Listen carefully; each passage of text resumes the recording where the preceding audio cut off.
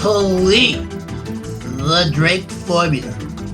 N equals R times FP times NE times FL times FI times FC times L. Pish posh.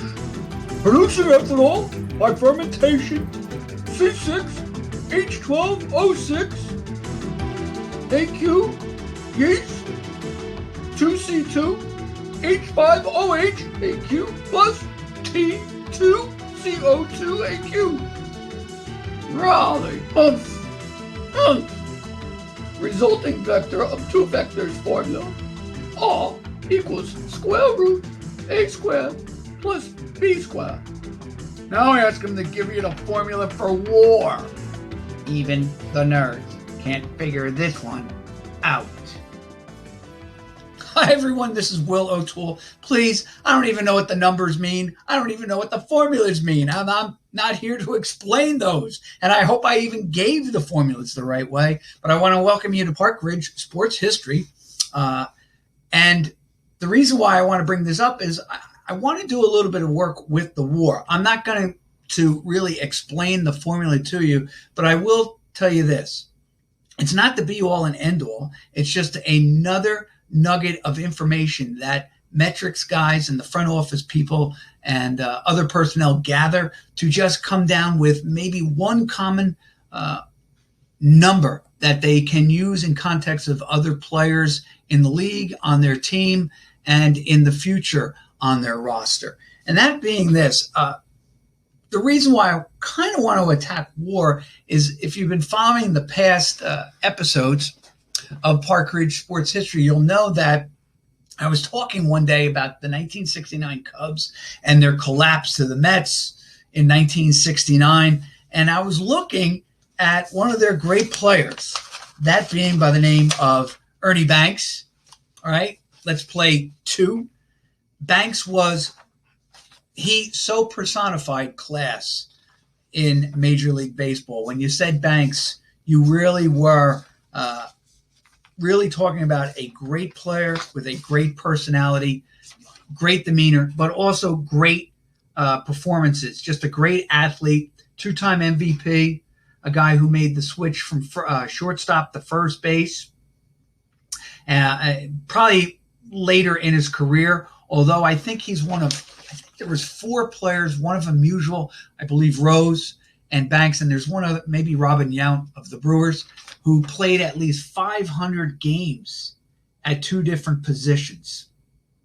All right, that's the great Ernie Banks. This is the 1969 Cub Topps baseball card, and the reason why I always loved these cards or these uniforms, I love that simple, happy-go-lucky Cub, which was kind of changed to have a frown by Dallas Green when he took over in the 80s. He thought that this kind of showed that the Cubs were kind of pushovers. And by having the frowning Cub, he made them a little bit more warrior-esque. But anyway, reason I bring up Banks, and we'll get into this because I want to do some other musings as well.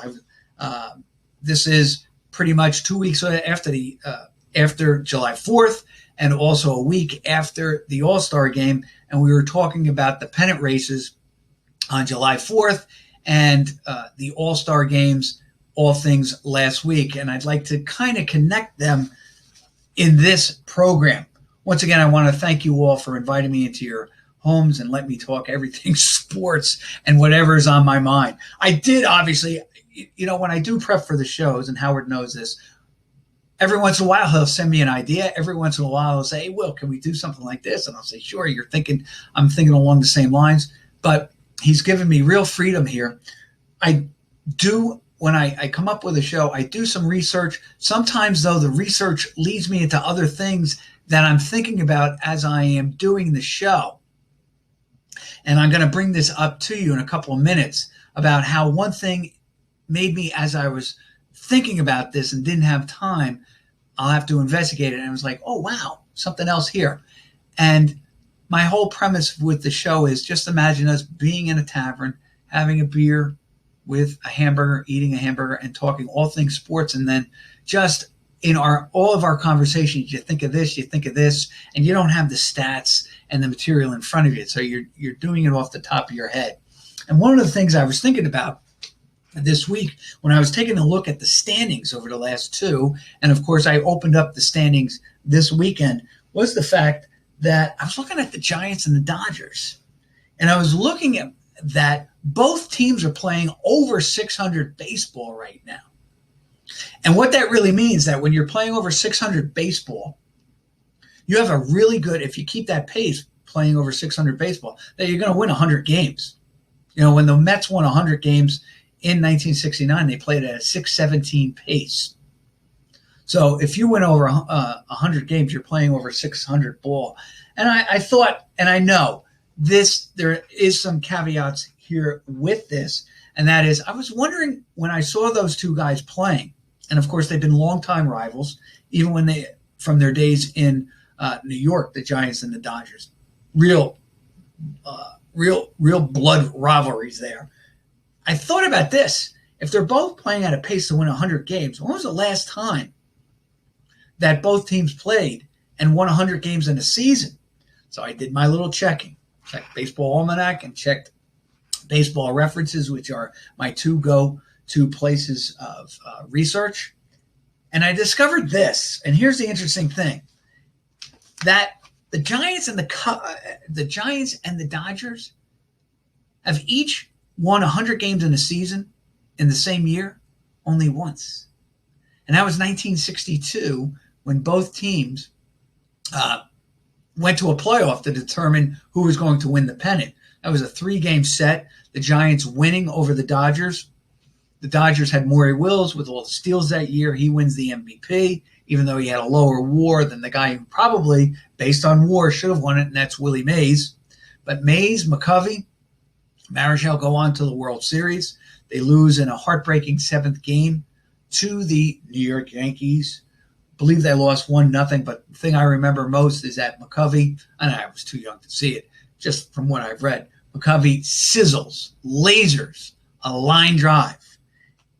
That, you know, what's funny today is that Bobby Richardson, who makes the catch to win the game with the bases loaded, had Richardson not moved over, and he just had a feeling, or he was basing it on his own statistical understanding of the Giants and what they were doing in the series.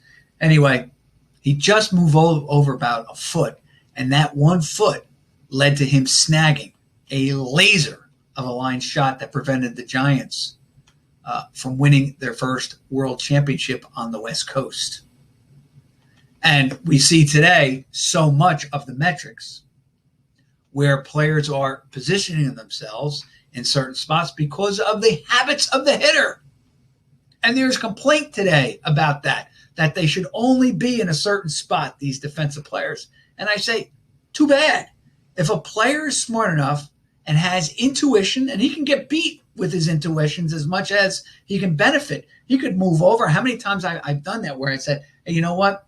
I think the guy's going to hit it over here. Just have that feeling, and I get beat the other way. Believe me, I get beat a number of times at my age in softball these days. But really, the hitter's complaining that these guys are moving. Learn to hit the opposite way. Or learn to do things. Adapt, adopt, or adjust. Right? Isn't that Billy Bean's big thing in Moneyball, played by Brad Pitt? He says you got to adopt. You have to adjust. I think he even says you have to adapt to the situation when he's about to fire a scout who complains about his use of metrics. And I am a big stat guy. I'm not going to argue with, I'm not going to even make an argument. I am being biased there. I love stats, particularly in baseball. I think probably of all the sports statistics, the numbers works the best in baseball, simply because you don't have a time constraint on the game like you do the 3 other major North American sports, basketball, hockey, and football. All right. Example, in football, teams that hold on to the ball, let's say, more times than not, win the game. Okay. They could, but they could also, a team could just strike three straight bombs on their possessions and win the game 21-10 because the other team can't do anything up and down the gridiron. So time does play a role in stats. All right. Baseball, not so much. And that's why I was thinking about Banks, and we talked about it, and I was amazed at a guy that finished 12th in the MVP in 1969 at the age of 38. How he wound up with a negative 0.7 wins above replacement. And what I discovered when I was trying to do or attempt to understand the war, and listen, you heard me rattle off those formulas. I don't know what I'm talking about with those chemical formulas, those mathematical formulas, those physics formulas, and all the rest of it. I don't even know if I said them the right way. However, formulas, the formula for baseball, there's not as much transparency for the war as I thought. You know, Bill James had his formulas for Pythagorean theorem, where you're basically squaring the number of runs your team scores as opposed to, and you square the number that the opponent scores. And you can come up with a theoretical number of wins. That I can understand because he did have a very simple formula. He had some interesting nuggets there with the formulas. But again, with the war, there are other factors that make it kind of hard for the average fan to compile, because I believe, and I could be misreading the war, but they base quite a bit of information on speed. So right away, if you're going to talk speed, you are hurting certain segments of the baseball population, the older players, maybe the lumbering players. And their effect on a game is more affected by their speed than their actual ability, in my mind. And I could be misreading that. I don't think so. But with that, I did, and here's the thing, and I do believe that maybe the writers were cognizant of some of the stats that I'm about to give you now, or will in a few minutes, about Ernie Banks and the war, and putting him in context of the other first basemen and players of the time. But first, the thing I wanted to talk about, 100 wins by the Giants and the Dodgers. Here's the amazing thing. They only win 100 each in the same season, 1962, as I said. That was the year that they meet in a playoff in 1962. Yes, they did meet in 51, but neither won 100 games that year. In fact, here's what the interesting thing is. Winning 100 is awfully hard. And as I have often maintained, again, I hearken to that great movie Moneyball, and he says, hey, listen, basically he tells the coach, the manager, that you're only as good as your last win or your last game. And if you lose, Billy Beane really feels that the season is done. There's nothing to it. And yes, I can understand that to a certain extent. You want to win everything. But I think sometimes, particularly with baseball, I think once you get over that disappointment, you got to go back. And that was the role of the assistant general manager on the team, Jonah Hill, who says to Brad Pitt, Billy Beane, that, you know what, I think you're being too hard on yourself, on what, and not realize what you accomplished. That A's team won 20 straight. They also won 103 games. And even though they didn't win the whole enchilada, they still had a lot to be happy about. Now, here, when you win 100 games, you've had a heck of a season. And the Giants accomplished it. I was amazed. Only 7 times in their history did they win 100 or more games. Now, look, after 61, baseball expands from 154 to 162. Those 8 games are huge to determine whether you win 100 or not. Just think about the teams that were close, 98. If they had the benefit of maybe 8 more games, if you're playing at 600 baseball, you're winning, or 625 baseball, you're winning 5 out of those 8 games. Even if you only played 500, you're winning 102 games. Okay? So the Giants, I'm just going to list this. They won 100 in 2003. 1993, they won 103. As I said, 1962, the year they share winning 100 games with in the same season as the Dodgers, they actually won 103 games that year with the benefit of the 3 extra games for the playoffs. 1913, 1912, they win back-to-back 100-game seasons. In 1911, they win 99, and I'll get back to you on that in a second. In 1905 and 1904, they win 105 and 106, respectively. In 1903, and this is what I'm warming up to, and you Giant fans will be happy with this, they won 84 games. Now, here's the deal. In 1902, they only won 48 games. And in 1902, with the 48 wins, in 1904, they basically double. No, more than double. They double their win total plus another 10 games when you think about it, okay? Another 12 games when you think about it. That's incredible. And, of course, the one reason being they hire John McGraw late in the 1902 season to become their manager. And believe me, before you guys send me letters or criticize my math, I get it. I'm not doing the percentages right with the 48 to 106, but believe me, they double their output in terms of wins. I'm thinking about it as I'm talking, as it is. Anyway, the Giants win 48 games, then go to 106. And this is all under the manager, John McGraw, who turns that terrible franchise into a winning bunch. How do I know that? Well, 1905, they win the World Series with 105 wins. Then in 1912 and 1913, they lose the World Series, even though they win 100-plus games. In 1911, they won 99 games. Still lost the World Series. But I think you can see there's a pattern there. The Giants win a ton of games. The Giants win the pennant. Yeah, the Giants may lose the World Series, but it beats being a crummy team like 1902, all because of John McGraw. And it's weird because they don't win another 100 games until 1962, and you could actually say it's the benefit, obviously it is, of the extra 8 games. I was really amazed at that because I know winning 100 games with 154, it's tough to do. I get it. But I was really amazed that a storied franchise like the Giants goes in a huge gap.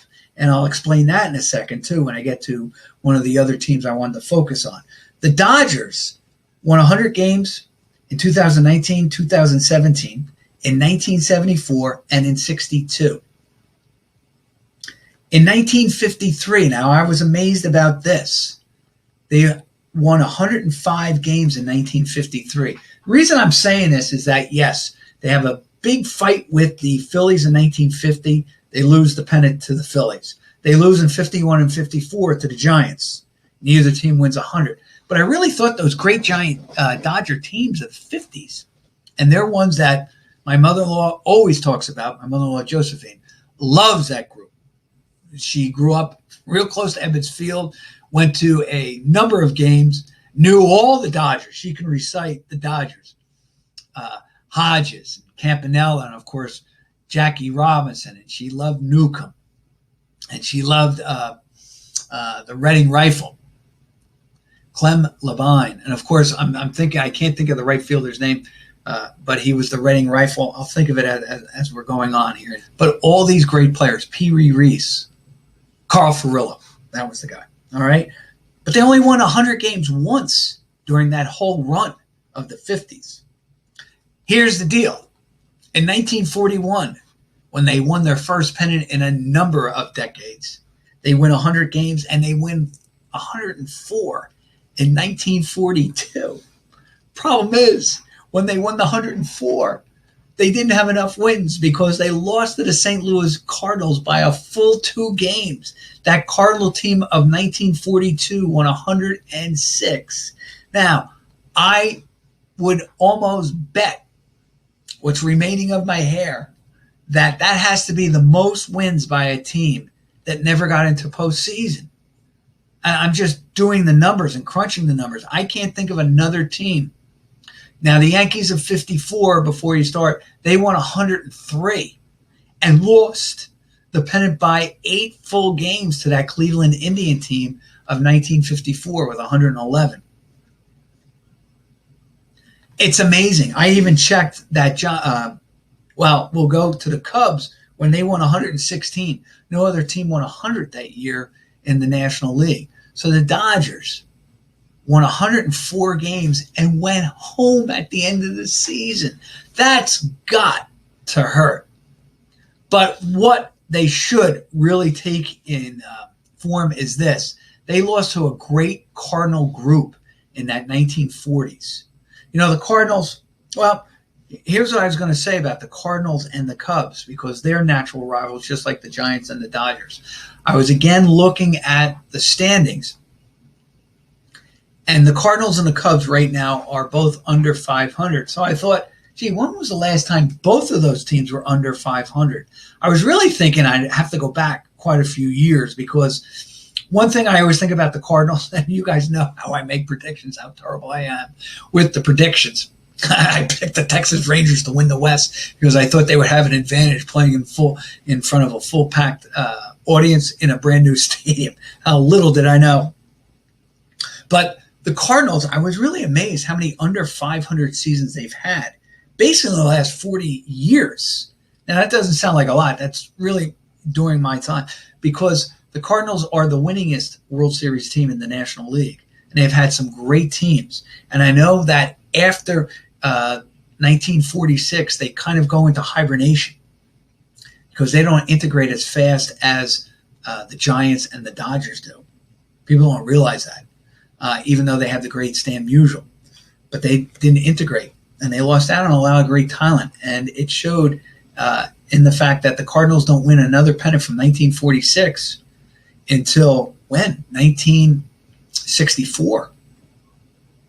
And then, of course, 64, 67, 68, they got the great Cardinal players of Gibson, Flood, Brock, Bill White, Tim McCarver, Ken Boyer, etc. All these great players.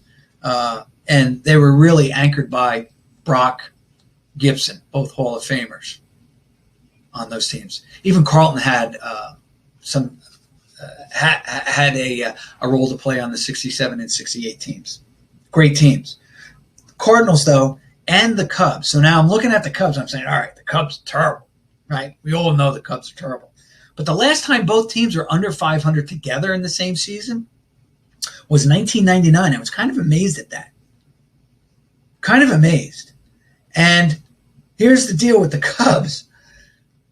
The Cubs have won 100 games only 6 times in their history. And the last time they won 100 games outside of 2016 when they win the whole World Series. And really, they have been, I know they've gone on to postseason play in the last 3-4 years. But really, you got to start to think, did the Cubs really reach their full potential? Because they had a core group there. And it seems like you're going to say this maybe in another 20, 25 years. Did that team ever fulfill its true destiny? It's very easy for me to say. But really, when you think about it, they had some great players there. They do win the whole thing. And maybe it's this. Maybe just getting to the pinnacle and winning that World Series. You could always argue maybe that's what they were going to. It was just a one and done. I might live with that argument.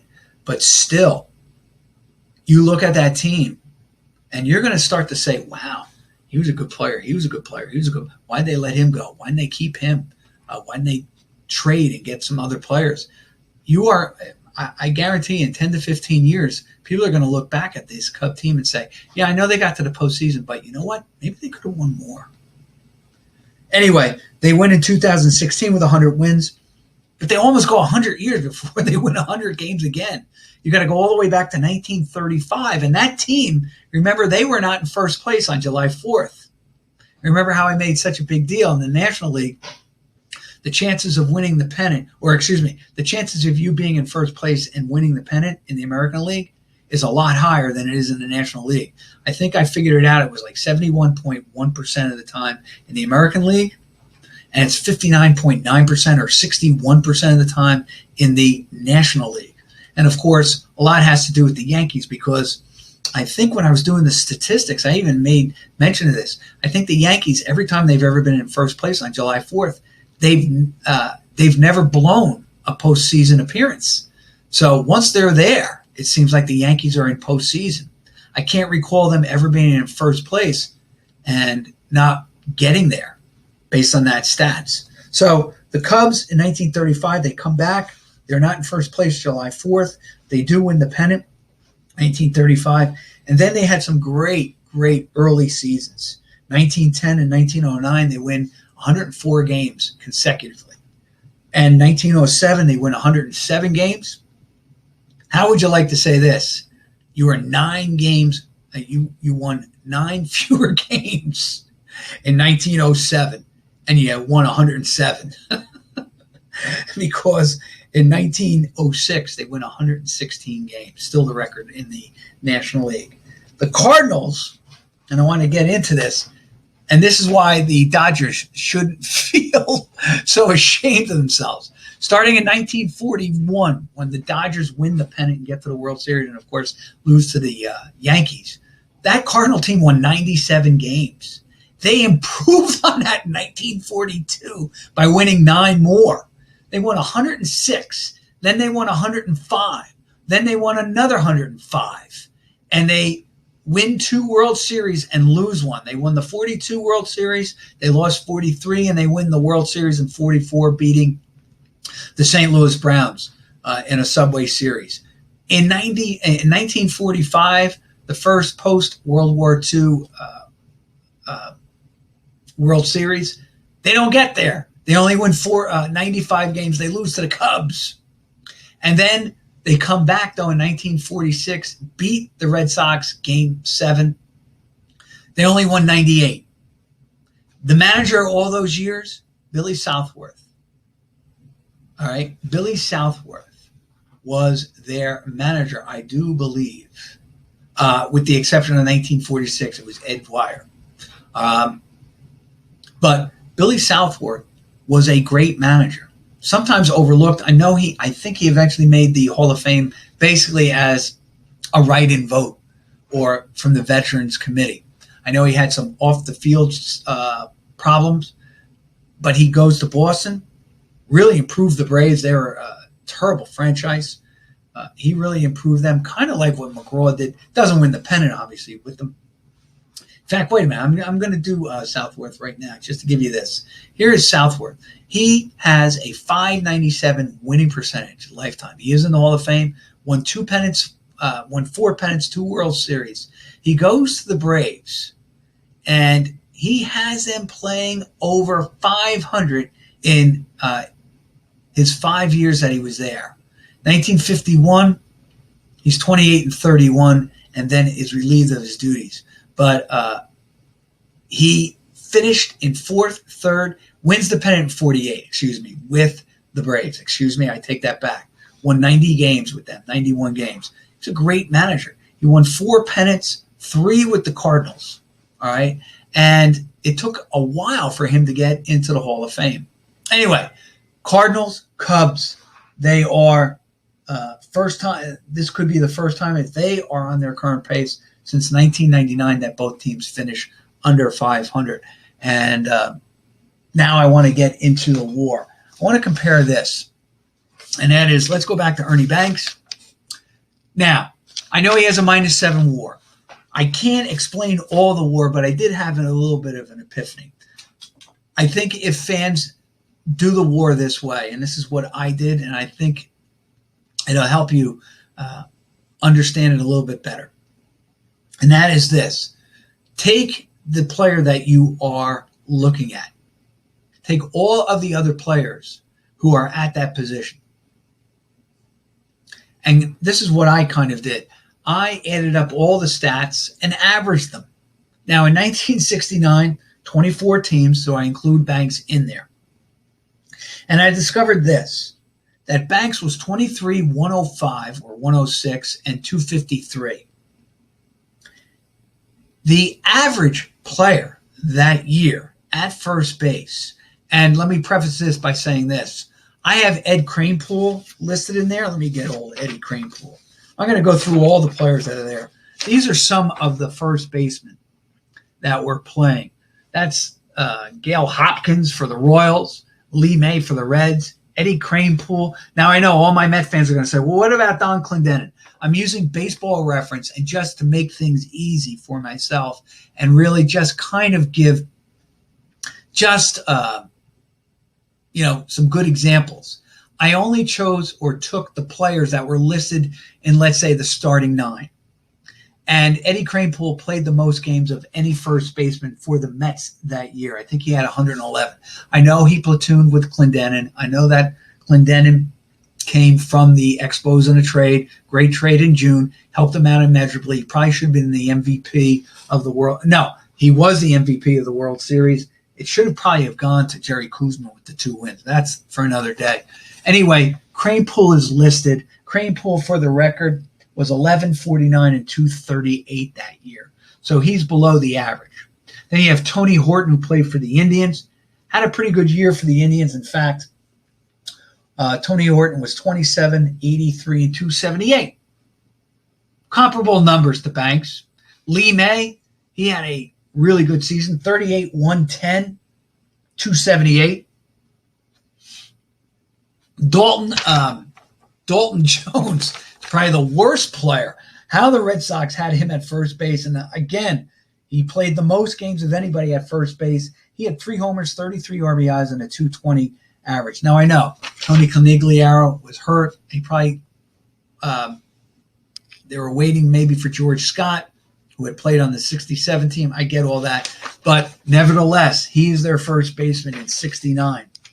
Then you have Gail Hopkins. I have him as the White Sox. And Hopkins, ready for this? Here's what he gave. 846, 265. Then, and these are all the guys that played. Joe Pepitone. Joe Pepitone for the Yankees, who was an all-star at one time. 27, 70, 242 average. Norm Cash had a pretty decent year. 22, 74, 280. There's Tony Horton again, as I said. The other one I showed you was the Kellogg's baseball card. Those are the 3D. I love showing those because they just bring back such great memories of opening up the box and getting it. And, of course, Boog Powell, without a doubt, probably had the best season of any American League player at first base, 37, 121, 304. And, of course, he basically duplicates that the next year with almost similar stats and wins the MVP. Really, though, here's the MVP in 69 for the National League. That's Willie Mccovey. Willie had a monster year, 45, 126, 320. Without a doubt, he probably had the best year of any first baseman in the major leagues. I know he had a high WAR that year. I think it was 8. I've talked about that previously. I don't think it was as high, though, as Aaron's. All right. Richie Allen was playing first for the Phillies that year. This guy is Mike Epstein. Reason I got this card, I do have another picture of Mike Epstein as well, but he's with Ted Williams, one of the top WAR players of all time. And Wes Parker. What I remember about Wes Parker, switch hitter, one of the 5 switch hitters in the Dodger infield in the 60s. Good player. I know he drove in 110 runs in 1970 with only 10 dingers. And I don't think he made the All-Star team that year. He does make an All-Star team. But, okay, Parker that year, 1368, 278. And then the last couple of guys I want to show you. Here is Kurt Bleffery, a one-time Rookie of the Year with the Orioles, a one-time Yankee, and Jim Spencer, another Yankee. Well, Bleffery was 12 and 67 with a 253 average, and Jim Spencer in his first year there, 1031, 254. And that's Mike Fiore, who would go on play for the Red Sox and play first base. Fiore, of course, was 1235, 274. Last guys, because I think I'm going to save him for last, and he is important to the whole discussion. The other 4 guys Rich Reese technically had the highest batting average of any first baseman, 322. I think he had 130 some odd games at first base for the Twins. They, of course, won the American League West division that year and lose to the Orioles. Mike Epstein, who would go on, be traded and play for the A's and play on their World Series team of 72. Of course, Joe Torre, 18, 101, 289 for the Cardinals as he made the transition to first base. They moved him out at catcher, even though he would play some odds and ends at catcher for the Cardinals. But here's the guy I think is closest to them, and that is Orlando Cepeda, Hall of Famer, just like Banks, big-time home run hitter, MVP just like Banks, was moved around certain positions, not the best fielder, unlike Banks. And that year, ready for this, and this is where I have problems with the WAR and why I really started to say, wait a minute, this can't be right with Banks, can it? Here's what Banks was, 23, 105, 253. Cepeda, 22, 88, 257.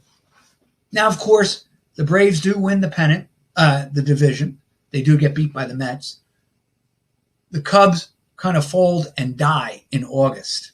And we'll talk about that in a second. They have similar stats.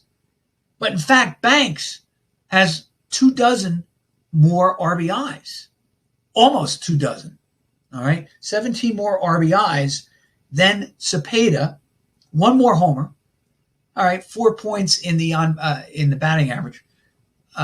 Cepeda had a few more walks, have a little bit higher on base percentage. Nevertheless, Banks had over 300. I think it was like a 302, 305 on base percentage for the Cubbies. But here's the deal. This is where I think the WAR, and it is now, again, you can understand maybe why his WAR isn't so high, because obviously he is, to his own strength, one of 5 guys to drive in over 100 runs.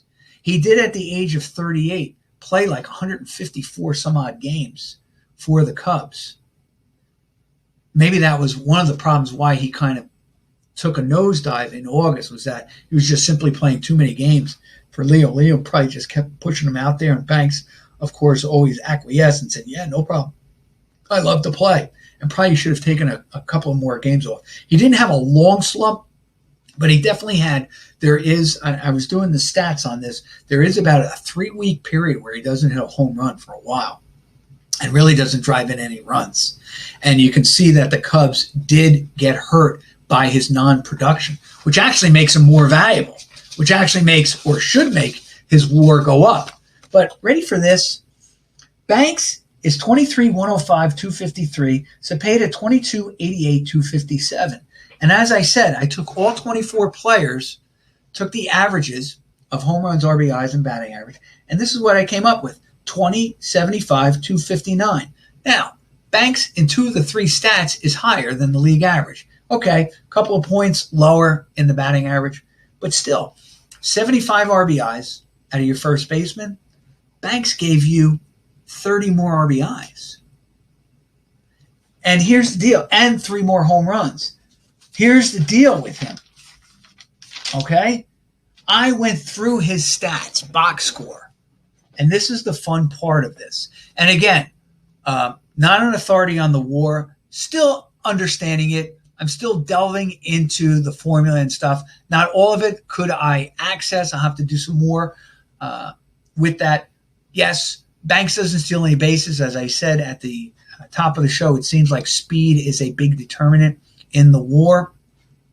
And as, again, I reference Billy Beane because he's Moneyball. It's not what, I'm not paying you for what you did.